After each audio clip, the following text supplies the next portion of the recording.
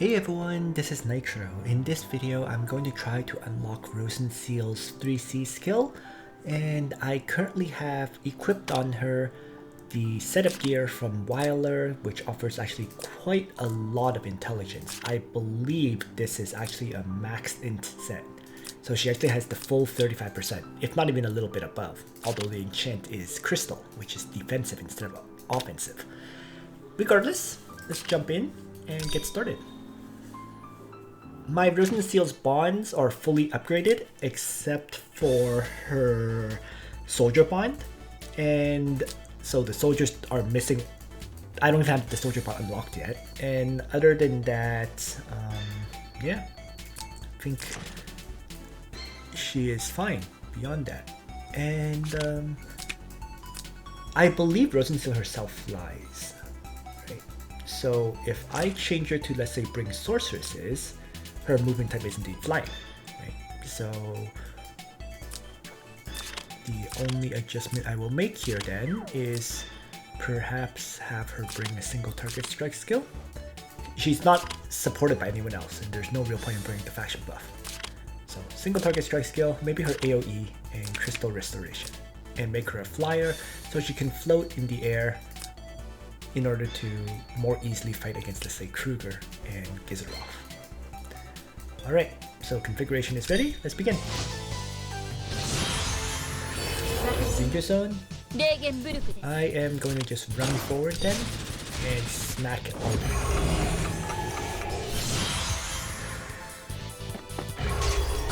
It's a battle cry attack, he kills himself.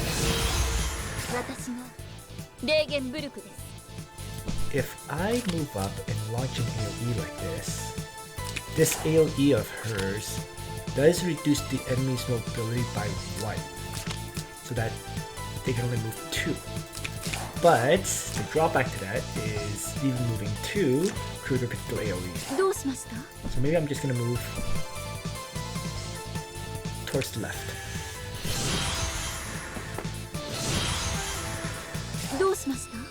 Let's see. I place myself here.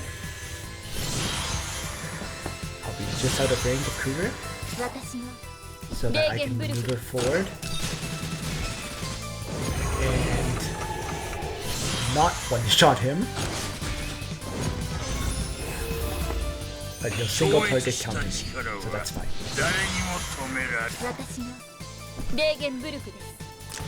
So I'm just gonna maneuver into the sky. That way Gizerov doesn't come after me, and then I can crush this construct mix. Not even going to bother using my attack skill, because I just don't do enough damage to par. Thunder Dragon's Breath, okay. The debuff did not even kick in. So I'm going to reply with my Ice Dragon.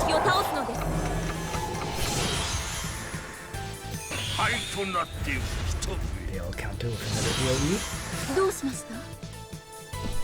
I think I'm going to maneuver forward like this, and then I might as well self-heal, staying in the sky. And now, let's jump in and single target.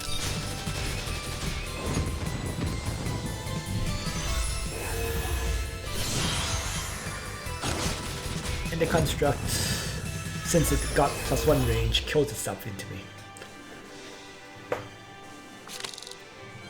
Pretty easy initial unlock.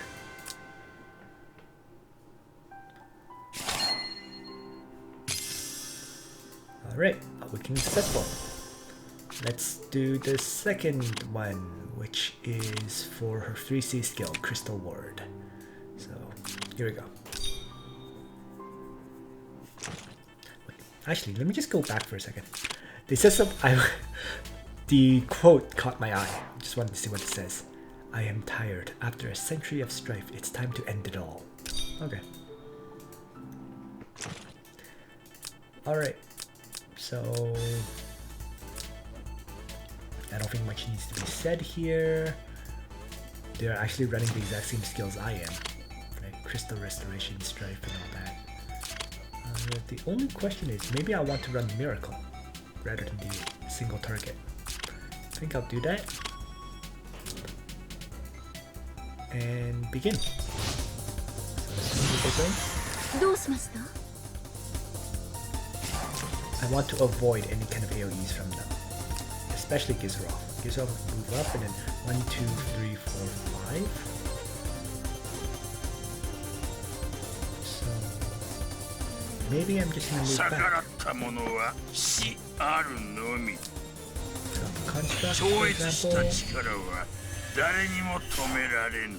And wait. We're back. Maybe I'm just gonna actually leave them in range on the off chance that might make them waste their AoE or whatever.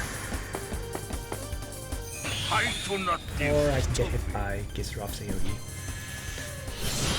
Oops. No range on this construct, but I can use it to continue to keep Alden's attention and out of the fight. Let's maneuver up and toss out Dragon's Breath to begin. Thanks. Savage attack only kicks in if you're on terrain, so we're not going to use that. So let's just toss out black hole here.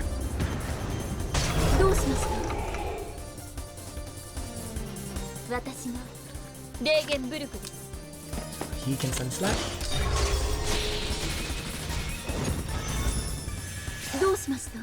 Wipe out the characters. And why don't I have Rozenciel?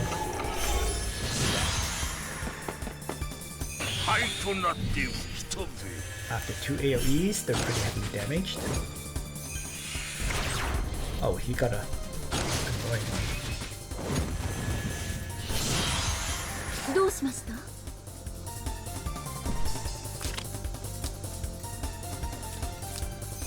I'm going to start with Miracle here.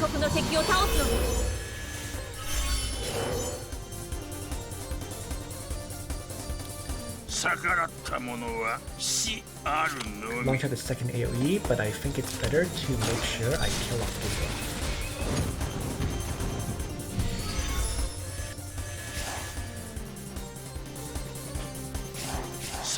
Start taking down these constructs while avoiding Alden.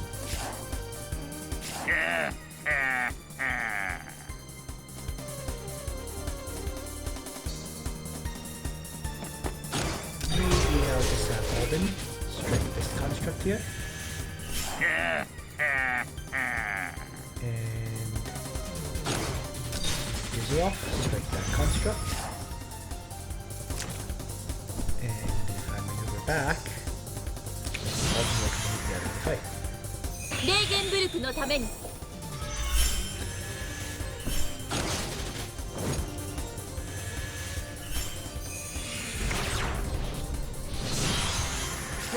Alright. So, Kruger, range attack. Not quite enough to kill. Wow.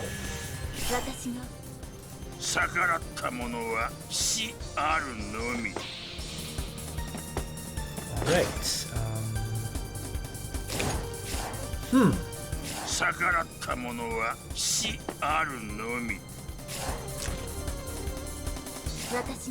Guess I'm going to range attack with Rozenciel then. Get rid of him.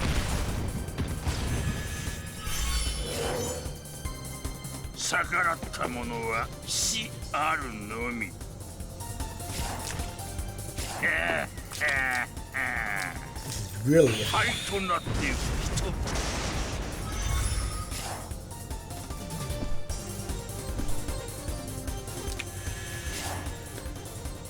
Meanwhile, maybe I'll run, holding back.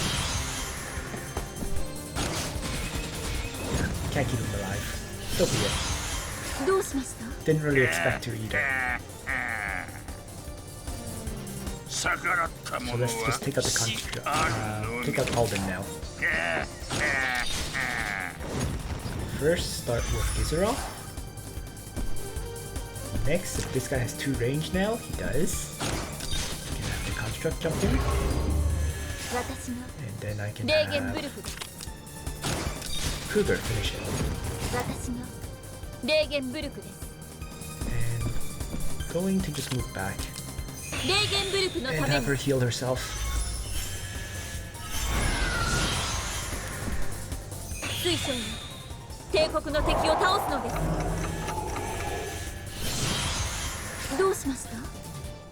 Alright.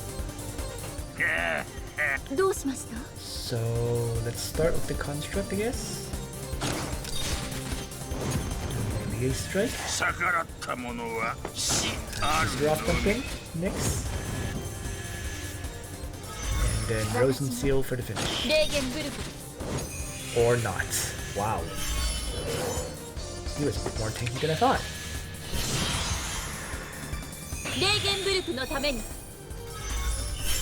3 attacks couldn't kill off Rozenciel. So I guess I'm gonna need 4 attacks then. 3 doesn't work, add in another one.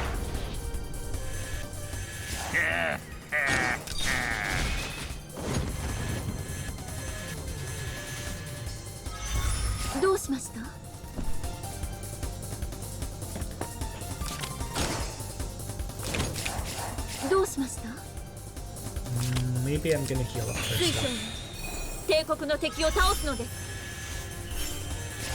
Keep my characters alive, I guess. There we go. Kruger did a lot of damage there.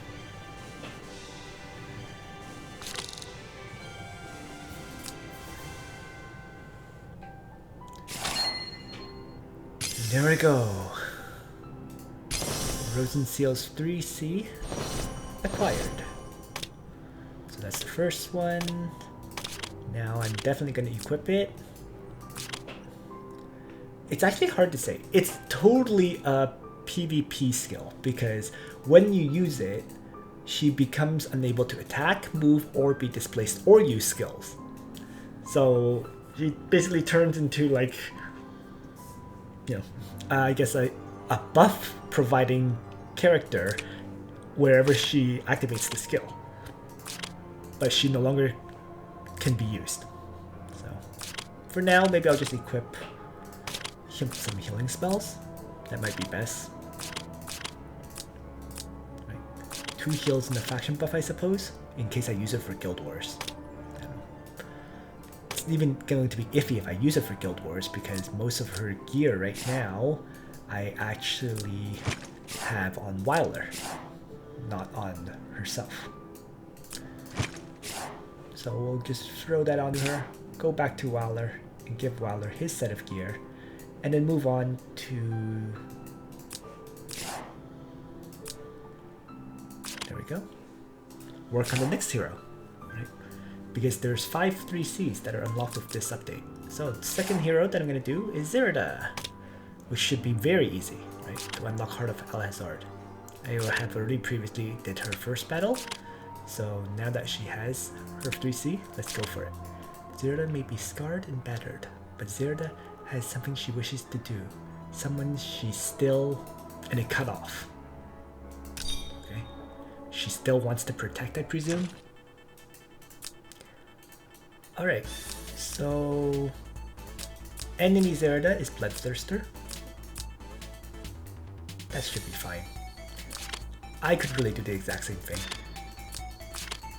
Right? Bloodthirster, Killing Blow. And either Slice Stride or Backstab. Probably Slice Stride. Don't think I'm going to need a faction buff for this fight. So let's get started. Turn Zerida Zone. As long as I'm out of the enemy attack range, I'm good to go. And the one I have to be most scared of is probably Ferrakia, who can target 3 tiles. But that should be okay. So something like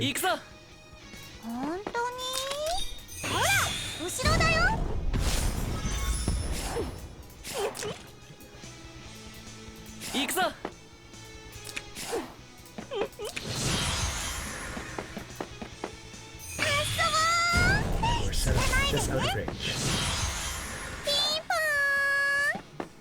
So,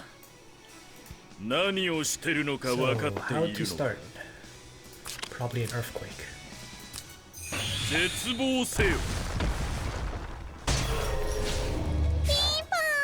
And I'm probably going to want to hold on. I want to act twice. So why don't I start by maneuvering this Matthew forward. So I also change glasses and act again. And then I'm going to take up Zerida.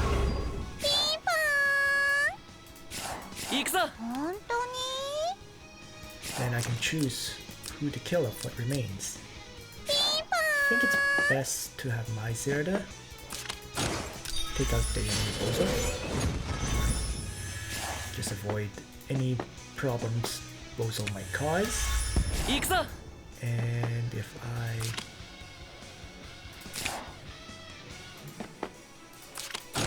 air slash Matthew, that one is out. Leaving just enemy Ferrokia. We will target my Matthew twice, I think. But even if she kills him, which she didn't, it won't be any kind of problem.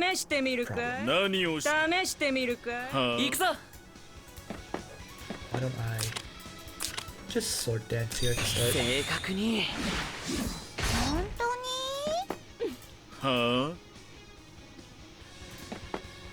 Guess I'll black hole. This is totally overkill now. At this point, it's really just mop up. And I can have both Zerida and Ferrokia strike the enemy Ferrokia, making this an easy unlock for my Zerida. Yay. Awakening successful. Heart of Alhazard unlocked. So, I love it.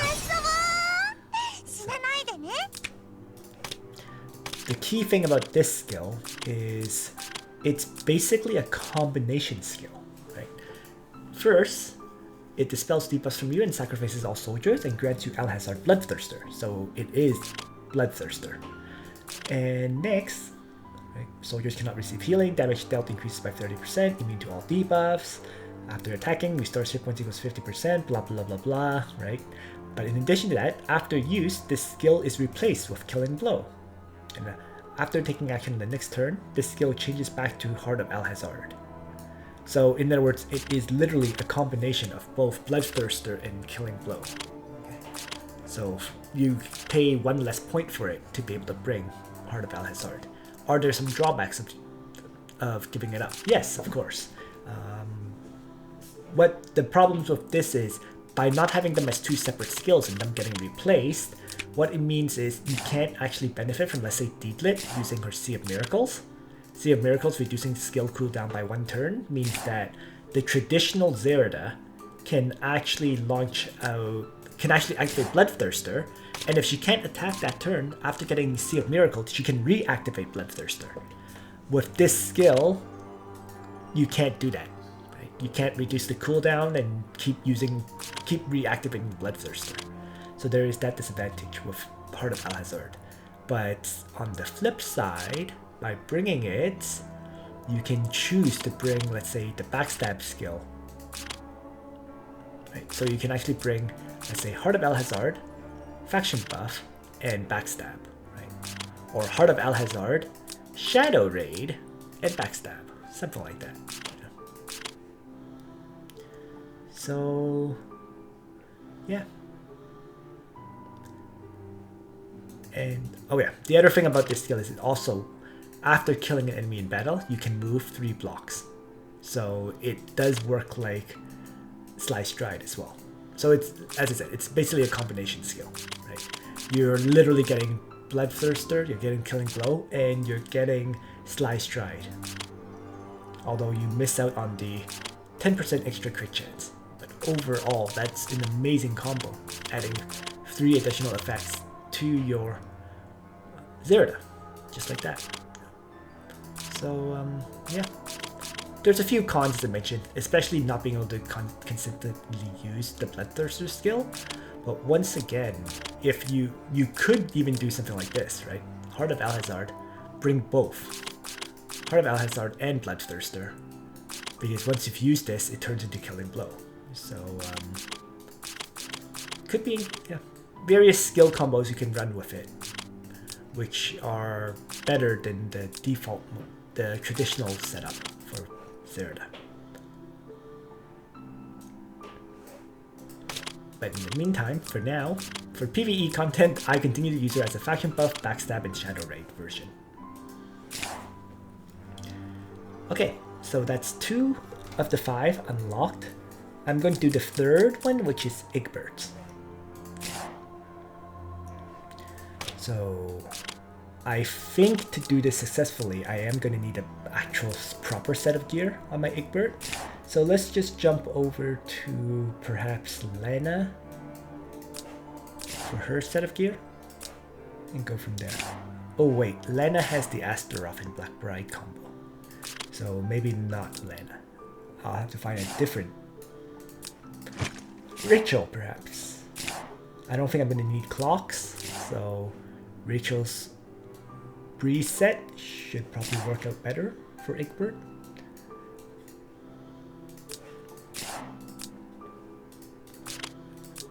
Just maximizing his stats for this battle.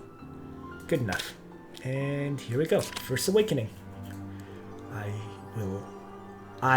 Shall fight the darkness with darkness. I shall fight the darkness with darkness. Anyways. Okay, so we have Egbert's ready to go. I'm just going to take a look around and see. There's Hein with 2 AoEs and Cleanse. Oh, okay. There is Elwyn and there is Bozel at the back. The question then is, do I actually want demon soldiers, right? Might be better to bring something like wizards instead. Let's give that a try. And I don't think I'm gonna want multiple AoEs like this either. Rather Dark Reaper, Fireball, Silence could be good. Okay, this looks good. Let's jump in and go. And I'm going to start by running up and using Dark Reaper on Hein. Boom. With the fixed damage, down he goes. Oh, I activated Breeze, which I don't think I actually needed, because it's 3 movement up for a Fireball. Now. And then I activated Breeze again to hit Bozel. And Bozel has triple AoE, so he's going to move 3, then 1, 2, 3 here. I'm just going to move up 1 and wait. Wow, I activated Breeze every turn. But assuming I didn't, this would be what happens. Now, taking him down is probably more difficult than the others, but I'm still going to try with Dark Reaper to start. Oh, what do you know? The Dark Reaper one-shotted him.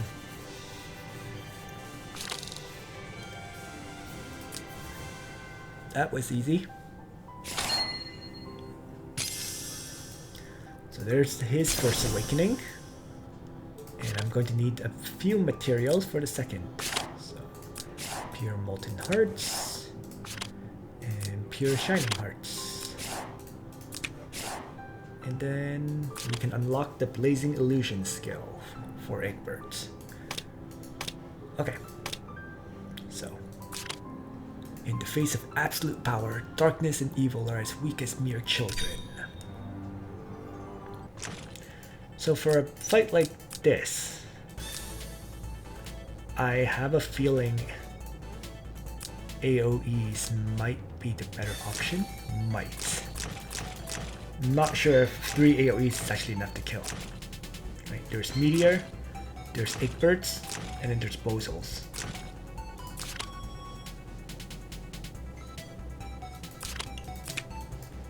Oh, let's keep it as 1 AoE for now, and begin. They're not needed. They're actually really slow. They have 3 range to hit here, and that's it. Right. Even if he moves, oh no, if he moves 2, he can target this tile here. So maybe I'll just place.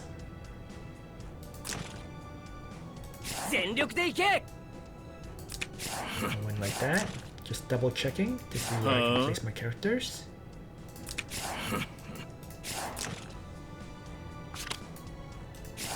Can't move out anytime. That's basically it. So we'll end here.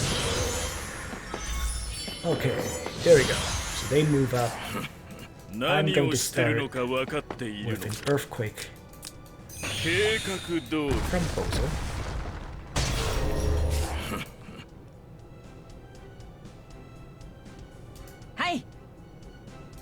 Why don't I have Hein? Cleanse attack the enemy Bozo, quickly taking him down. And then I can have my Egbert Fireball the enemy Elwyn. Oh! Which didn't kill it. Uh-oh.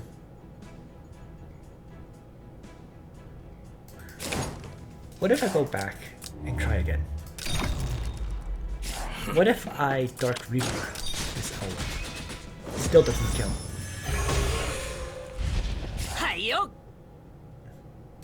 Interesting.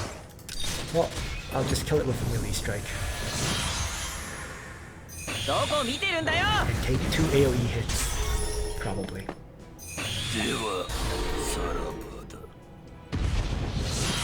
So be it.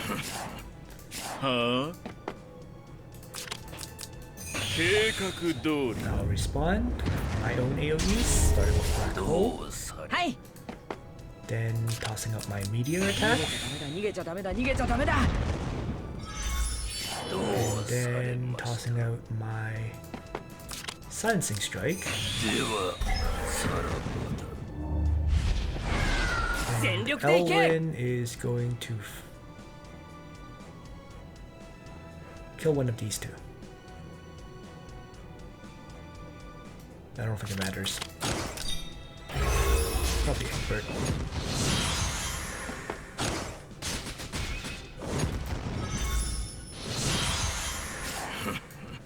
And then Elwyn can finish off Hein.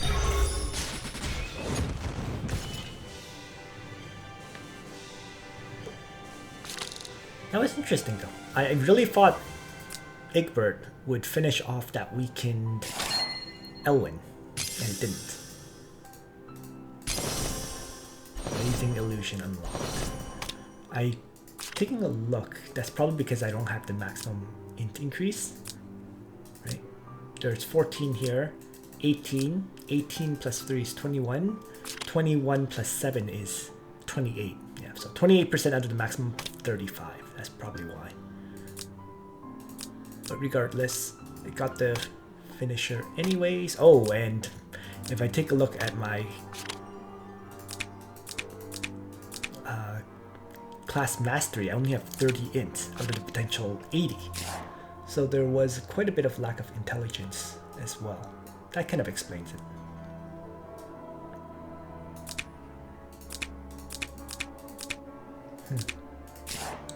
Well, maybe I'll start rolling for a few enchants here or there.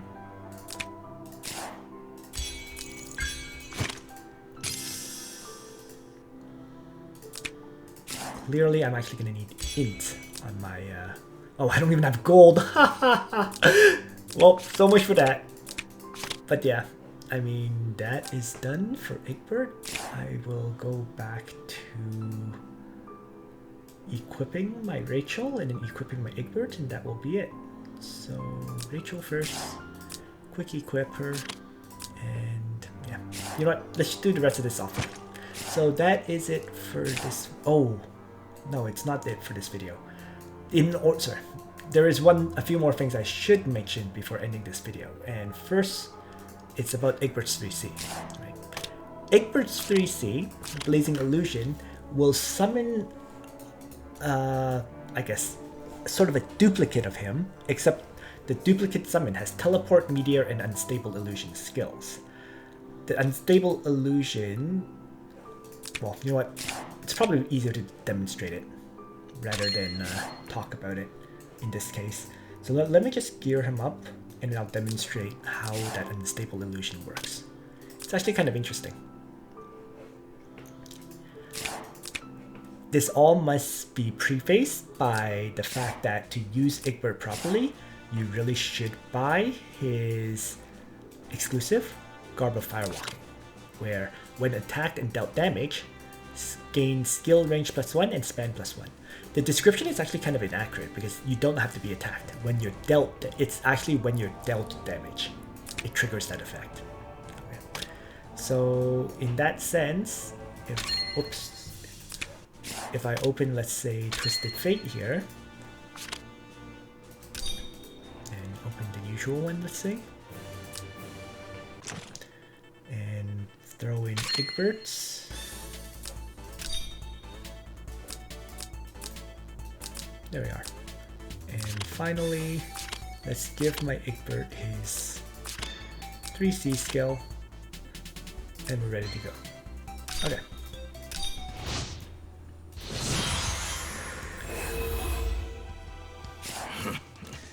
So when I'm going to start by dropping that unstable illusion of his, or blazing illusion.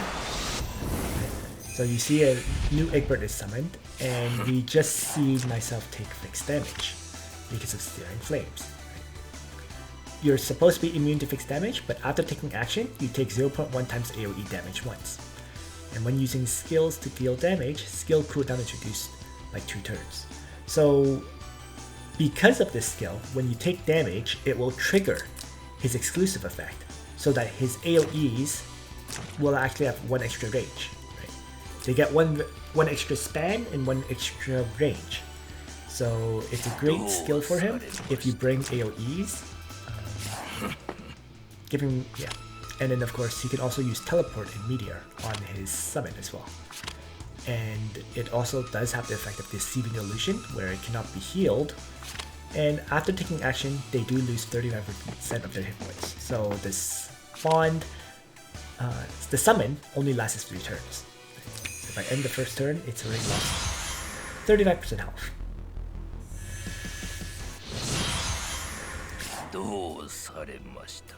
And then you can use it to teleport yourself, for example, so that you can attack after the teleportation.